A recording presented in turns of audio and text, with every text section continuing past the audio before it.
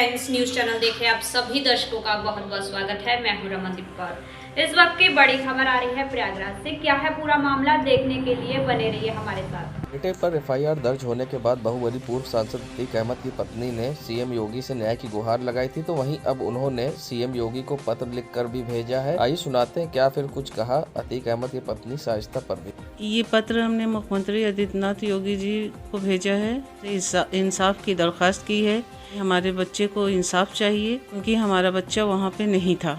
और ये जो इमरान, जानू और ये तीनों भाई जो हैं ये भू माफिया हैं के कहने पर ये अतीक अहमद का काम करते थे। लेकिन जब अतीक अहमद यहाँ पे इन्होंने किसानों की भूमाफिया ज़मीन सस्ते दामों पर ज़मीन लिया और 2 साल से जो है, बहुत साल से जब से अतीक अहमद गुजरात जेल चले गए, पहले अतीक अहमद यहाँ पे थे तो किसानों का इंसाफ किया करते थे। जैसे किसान आ जाएं उनके पास तो इंसाफ कर दिया करते थे। लेकिन जब से गुजरात चले जाने के बाद से इन लोगों ने बहुत ज़्यादा दुरुपयोग करने लगे और सांसद जी से और किसानों से जो है वो बहुत गलत तरीके से किसान से ज़मीनें हड़प कर लेना, सस्ते दामों पे ज़मीन ले लेना और मकान ले लेना, उनको परेशान करना।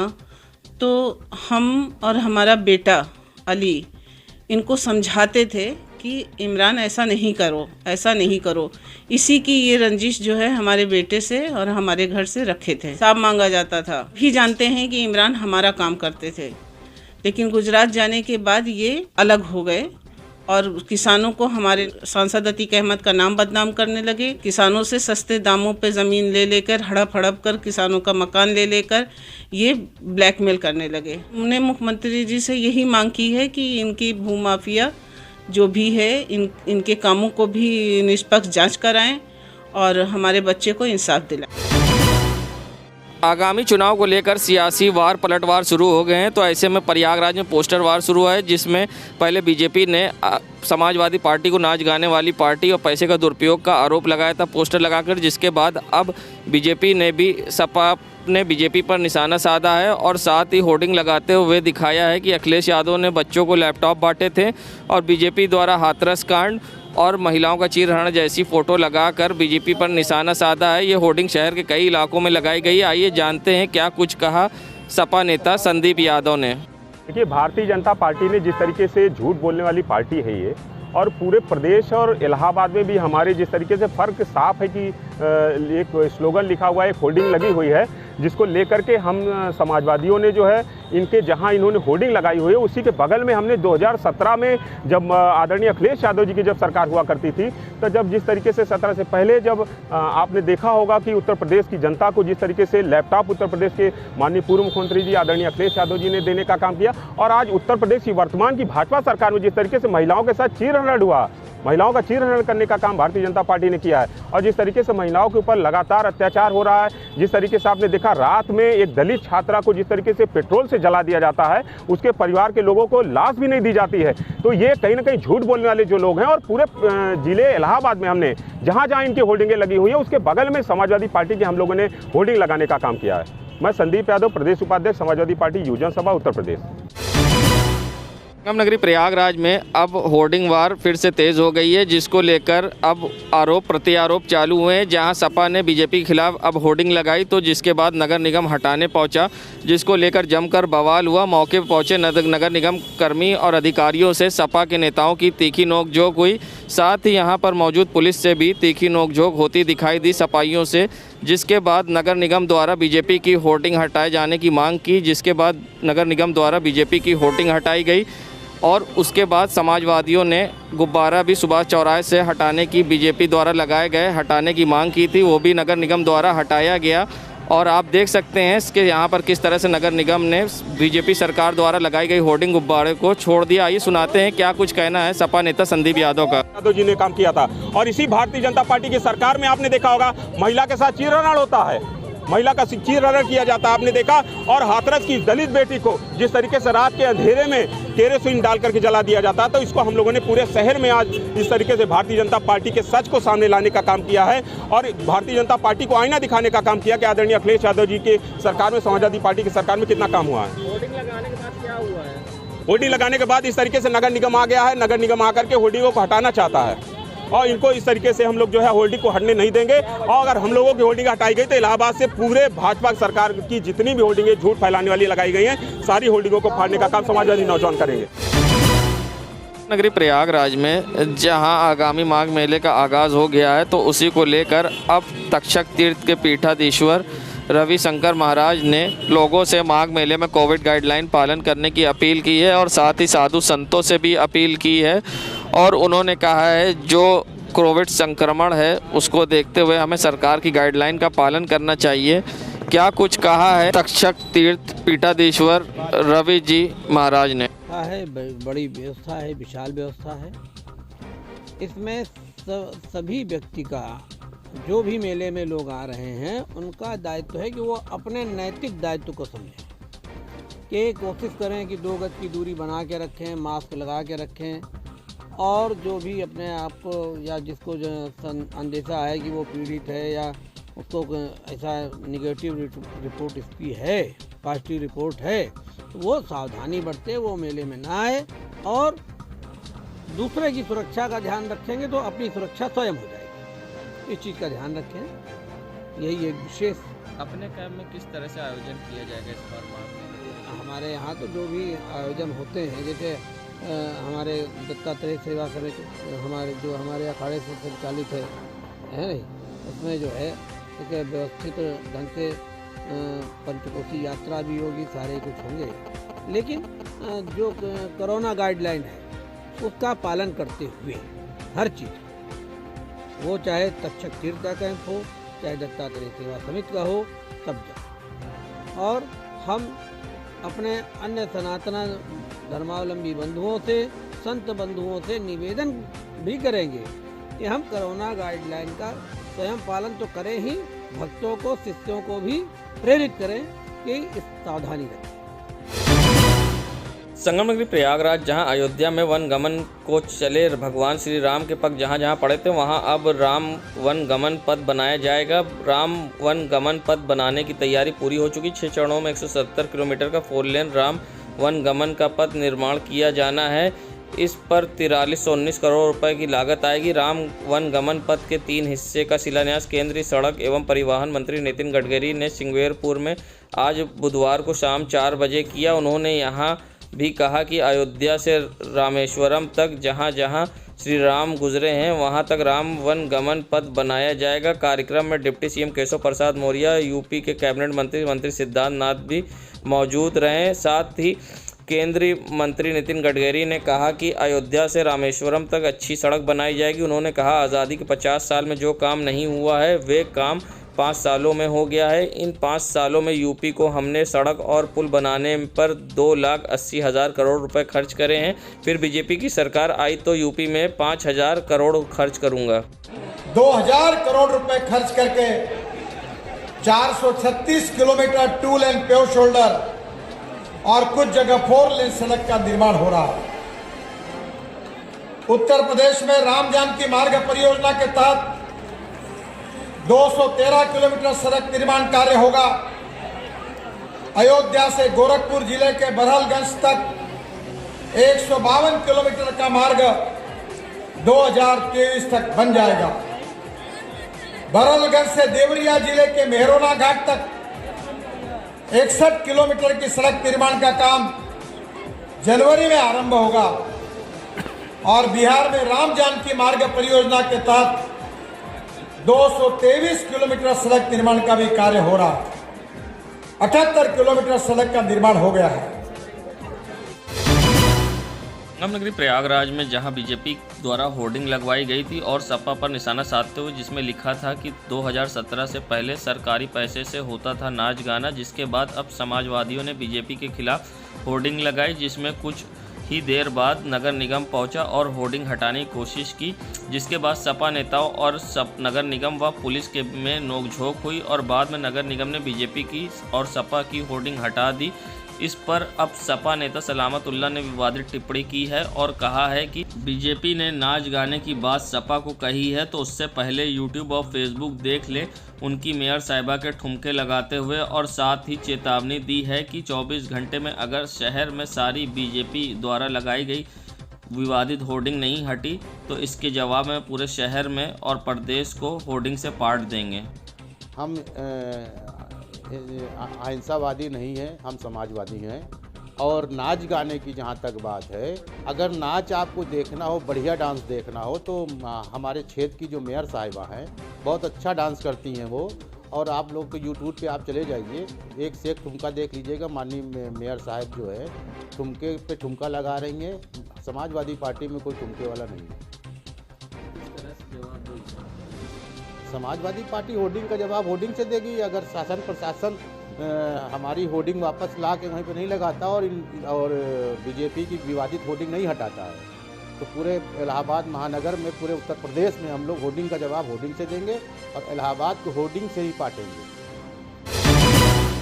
संगम नगरी प्रयागराज, जहां प्रयागराज के सिंगवेरपुर धाम में राम गमन मार्ग का शिलान्यास करने पहुंचे सड़क मंत्री व परिवहन मंत्री नितिन गडकरी, उनकी सभा में किस तरह से कोविड गाइडलाइन की धज्जियां उड़ी हैं ये आप देख सकते हैं। जहां प्रयागराज में आज 131 कोरोना पॉजिटिव मिले हैं, उसके बावजूद चुनाव को देखते हुए किस तरह से कोविड गाइडलाइन की धज्जियां उड़ाई गई और लोगों की जान खतरे में डाली गई, आप देख सकते हैं बीजेपी सरकार का दोहरा चेहरा। एक तरफ तो सरकार लोगों के लिए तरह तरह की गाइडलाइन जारी कर रही है और प्रोटोकॉल दिखा रही है, और दूसरी तरफ खुद रैली में, सभा में बिना मास्क के लोगों को इकट्ठा कर रही है, जिससे प्रयागराज फिर खतरे में है। जहां प्रयागराज में लगातार अब कोरोना बढ़ता जा रहा है और उसी तरह की लापरवाही आगामी चुनाव को देखते हुए हो रही है। अब देखना ये है कि इस पर किस तरह से रोक लगती है या फिर इसी तरह से कोविड गाइडलाइन की धज्जियाँ उड़ती रहती हैं। संगम नगरी प्रयागराज, जहां सूबे के मुख्यमंत्री योगी आदित्यनाथ द्वारा मंदिरों का कायाकल्प कराया जा रहा है और निर्माण कराया जा रहा है, तो वहीं दूसरी तरफ प्रयागराज के कोतवाली थाना अंतर्गत बादशाही मंडी में गणेश मंदिर से दान पात्र गायब होने की सूचना पर जब सुबह मंदिर परिसर में पहुंचे पुजारी ने देखा कि मंदिर का ताला टूटा है। पुजारी भी हक्का बक्का रह गए। जिस तरह से चोरों ने इस घटना को अंजाम दिया, इससे स्थानीय लोगों में आक्रोश भी है। अब मंदिर कमेटी के लोग और पुजारी पुलिस कंप्लेन करने की तैयारी कर रहे हैं। अब देखना इस पे किस तरह की कार्रवाई होती है। भगवान गणेश चतुर्दशी भी सामने आ रही और आज आपके यहाँ ताला टूट के मंदिर का दान पात्र गायब हो गया। कितना रुपया था, क्या मामला, कब से ये?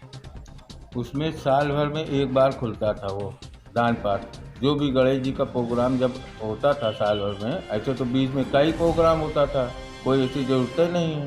भैया लोग सब, पिताजी सब रहते थे, करते थे भाई, तब कोई ऐसी ज़रूरत नहीं रहती थी उसमें। अब कितना था कोई अंदाजा नहीं, गणेश जी जाने। अब साल भर में रोज़ समझ लीजिए आदमी 500-600 रुपये, 400-500 सब चलता था, उसी से हिसाब से आप समझ लीजिए। उसमें भाई दान पात्र में कोई लिमिटेड तो होता नहीं था, कौन क्या डाल रहा है। बस यही है, बहुत दुखदाई की बात है। हम करीब यहाँ 12 बजे करीब यहाँ से गए हुए हैं, अभी सुबह आए दिया बत्ती करने के लिए, हमने तो देखा सब पड़ा हुआ था। बस क्या, मंदिर का ताला टूटा, दान पात्र गायब, और कुछ गहने वगैरह गणेश जी के कुछ ऐसा? अब क्या कहें, देखेंगे क्या है, क्या अंदर क्या है, ये सब थोड़ा क्या कहें। अब नाम अपना परिचय दीजिए। श्याम शुक्ला, गणेश मंदिर पुजारी है। हाँ। संगम नगरी प्रयागराज, जहां ये नज़ारा है मुट्ठीगंज के गऊघाट क्षेत्र का, जहां ओमिक्रॉन की दस्तक के बाद अब नगर निगम ने सैनिटाइज कराना शुरू कर दिया है। जहां नगर निगम कर्मियों द्वारा अब सड़कों पर, गली गली नालियों पर छिड़काव कराई जा रही हैं दवाएं। जहां लगातार बढ़ते ओमिक्रॉन को देखते हुए अब फिर से एक बार प्रयागराज में कोरोना तेज़ी से बढ़ रहा है, जिसके बाद अब नगर निगम ने छिड़काव कराना शुरू किया है और गली गली पहुंचकर यहां नगर निगम के सफाई कर्मी दवा का छिड़काव कर रहे हैं। दवा गली कर रहे हैं। मछली मंडी। और कहाँ किया? सब्जी मंडी। बाबा खाता। नगर निगम के द्वारा कराया जा रहा है। हाँ, क्या नाम है आपका? बड़ेला।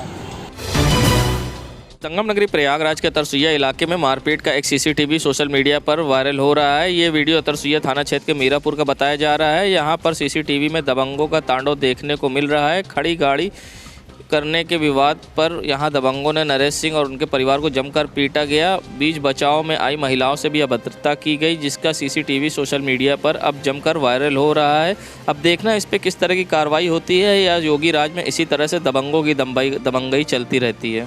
वो लड़के उधर से संगम नगरी प्रयागराज के भारती भवन लोकनाथ इलाके में रहने वाली 19 वर्षीय युवक पिछले 3 महीने से गायब है, लेकिन अब तक उसका कोई सुराग नहीं लग पाया है। अब पीड़ित परिवार अधिकारियों के सामने न्याय की गुहार लगा रहा है।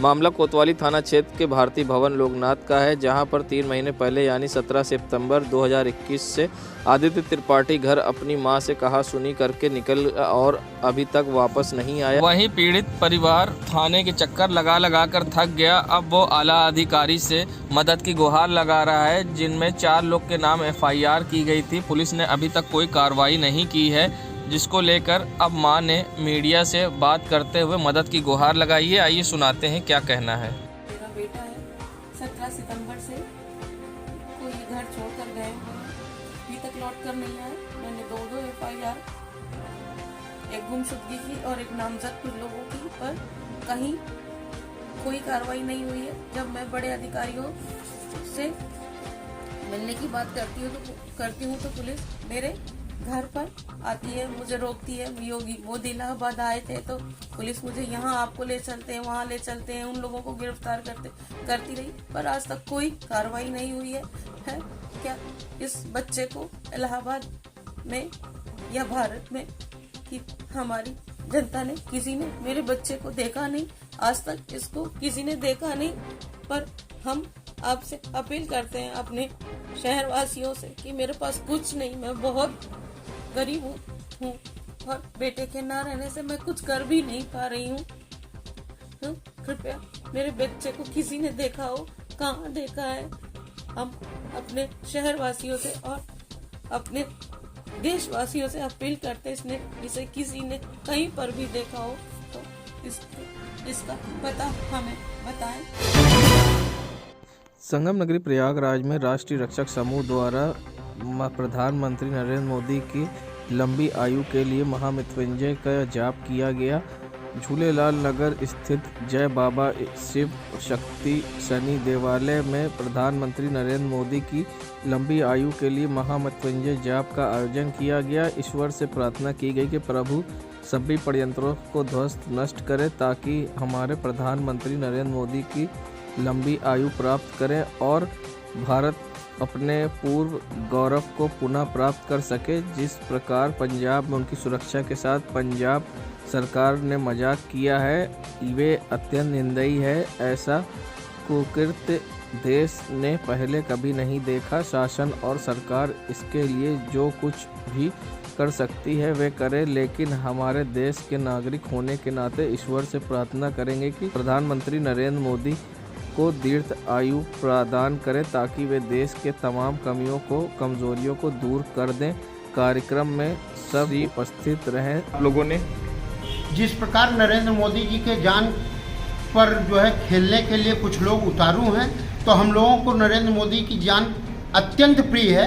इसलिए हम भगवान के शरण में आए हैं, क्योंकि साजिशों का निवारण केवल भगवान ही कर सकते हैं। और साजिशों का निवारण करने के लिए राष्ट्र रक्षक समूह ने आज महामृत्युंजय मंत्र का जाप किया, ताकि नरेंद्र मोदी जी जैसे व्यक्तित्व को दीर्घायु मिले और भारत का भाग्य पुनः जागृत हो सके और हिंदू राष्ट्र की तरफ हमारा भारत पुनः आगे बढ़ सके। जय श्री राम, भारत माता की जय, भारत माता की जय, जय श्री राम, वंदे मातरम, वंदे मातरम। आजकल बच्चों में डिजिटल गैजेट्स का इस्तेमाल बच्चों में ज़्यादा बढ़ने लगा है। सोशल मीडिया को देखे होंगे, छोटे बच्चे में कुछ अलग हटकर टैलेंट पनप रहे हैं। ऐसा ही एक युवक है सोनू विश्वकर्मा, जो कि होलागढ़ का रहने वाला है। ग्रामीण क्षेत्र से होने के बावजूद ये रनिंग में चैंपियन है। 400 से 600 रनिंग। अब होलागढ़ के छोटे से गांव से रहने वाले सोनू विश्वकर्मा भारत का नाम ऊंचा करना चाहते हैं और भारत के लिए भी स्टेट लेवल पर और यूपी लेवल और नेशनल लेवल पर खेलना चाहते हैं, मगर सबसे बड़ी उनके सामने समस्या है कि परिवार से वो कमज़ोर हैं, जिससे उनकी मदद नहीं हो पाती और वो खेलने के लिए इच्छुक हैं। जहां ये बाल कलाकार 13 साल की उम्र में कई गोल्ड मेडल हासिल कर चुका है। आगे भी इसे उम्मीद है कि अगर इसकी सरकार ने मदद की तो ये आगे ज़रूर खेलेगा और भारत के लिए भी gold state level, national level और इंटरनेशनल लेवल पर भी लाएगा। अब देखना ये है कि इसकी उम्मीदें किस तरह से आगे बढ़ती है और किस तरह से ये भारत के नाम ऊंचा कर पाते हैं। प्रयागराज के एक छोटे से गांव होलागढ़ के रहने वाले सोनू विश्वकर्मा। मेरे स्कूल का नाम उच्च प्राथमिक विद्यालय राजापुर चौबारा और मेरे खेल टीचर सुनील सर हैं। सर मेरा घर होलागढ़ ब्लॉक, मेरा गांव राय मदन सिंह उर्फ चाटी का रहने वाला हूं। सर मैं मंडल स्तर और सर ब्लॉक स्तर और सर जनपद स्तर सर खेला हूँ। असम में सर गोल्ड है हमारा, सर ओवरऑल चैम्पियन हूँ। तो आगे क्या होगा? सर हम लोग घर से मार खा जाते हैं सर, पैसे की वजह से सर नहीं कर पाते हैं। तो आगे क्या है? सर खेलने को मन है सर, लेकिन घर वाले पैसे नहीं दे पाते सर। बस कोई मदद कर दे सर, मैं भारत का नाम रोशन कर सकता हूँ सर। क्या नाम है आपका? सर सोनू विश्वकर्मा। कितने लोग हैं आपके परिवार में? सर 5 लोग। तो घर से कोई मदद नहीं हो पाती? सर नहीं। क्या करते हैं पिताजी आपके? सर पिताजी किसानी करते हैं। किसानी करते हैं। आपके भाई? भाई तो सर अभी भी छोटे हैं वो। अच्छा, बड़े आप ही हैं सबसे। कितनी उम्र है आपकी? सर 13 साल। 13 साल। कितने मीटर की रनिंग अभी तक आप जीते हैं? Sir 100, 200, 400, 600 metre sir. कितनी देर में? सर 400 भागते हैं सर 56 सेकंड में। सर 200 मीटर भागते हैं 25 कुछ का। 100 मीटर 12 कुछ के सर भागते हैं। सर 600 मीटर 31 का। सरकार से क्या मांग करेंगे? सर सरकार हमारी मदद कर दे बस। भारत के लिए खेलना चाहेंगे? जी सर। संगम नगरी प्रयागराज अभी कायदे से तो माघ मेला बस भी नहीं पाया है और अभी से आलोचना होना शुरू हो गई है। वहीं अब नजारा आया है प्रयागराज के माघ मेले से वीडियो का, जिसमें साधु संत नाराज दिखाई दे रहे हैं मेला प्रशासन के प्रति, जिसमें वो गंभीर आरोप लगा रहे हैं कि पानी की सुविधा न होने के कारण उन्हें समस्या को झेलना पड़ रहा है, मगर जिम्मेदारों को इसकी परवाह नहीं है। मेला प्रशासन द्वारा काम कराए जाने पर अब आपत्ति दिखाई साधु संतों में नाराजगी है और वो मेले प्रशासन के कार्य से खुश नहीं है। आइए सुनाते हैं क्या कुछ कहना है यहाँ के साधु संतों का। लेटरिन की सबसे ज्यादा पानी और लेटरिन की व्यवस्था खराब चल रही है और ये सुबह 4 बजे जो है पानी देना चाहिए इनको। सुबह 7 बजे पानी देते हैं और सुबह सभी साधु 4 बजे 5 बजे स्नान कर लेते हैं और ये देखो लेटरिन नहीं है यहाँ। देखो आप कहाँ जाएंगे, इतना लेटरिन की व्यवस्था जो खराब है, वहीं लेटरिन ही नहीं। अब सब साधु कहाँ जाए? अब बताइए, हम तो कितने जब समय से खा रहे हैं यहाँ तक 10-15 दिन हो गया खाते खाते। अब कहाँ जा रहे हैं? सब ऐसे ही जा रहे हैं। कितना गंदगी फैल रहा है, क्या है? लेटरिन की जल्दी से जल्दी जैसे व्यवस्था बन जाए तो ज़्यादा अच्छा रहे। जरूरी है। मुहूर्त में उठते हैं साधु संत, ध्यान पूजन पाठ करते हैं। 4 बजे जल देना चाहिए। गंगा में चलते हैं, इतना गंदगी है विशेष ज्यादा। सुबह स्नान करने जाओ पैर चट्टी में हो जाता है। नगरी प्रयागराज जहां बढ़ती ठंड के बीच सुबह से हो रही बारिश ने अब लोगों को परेशान कर दिया है और लोगों को परेशानी का सामना करना पड़ रहा है। ये नज़ारा है करेली क्षेत्र का, जहां लाइट ना होने के कारण पूरे करेली अंधकार में डूबा है और आने जाने वाले लोगों को परेशानी का सामना करना पड़ रहा है। तो दूसरी तरफ सबसे बड़ी समस्या है लोगों के लिए पानी की, जहां लोगों को पीने के पानी की किल्लत हो रही है। लाइट ना होने से कई घंटों से अब लोगों में आक्रोश भी है।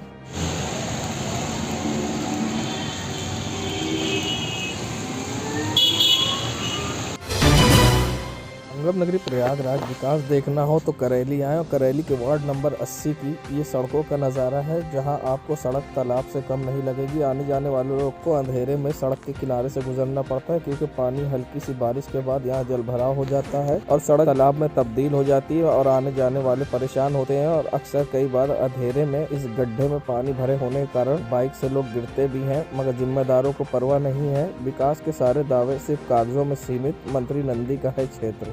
देश दुनिया की खबरों के लिए world media times news channel को सब्सक्राइब करें।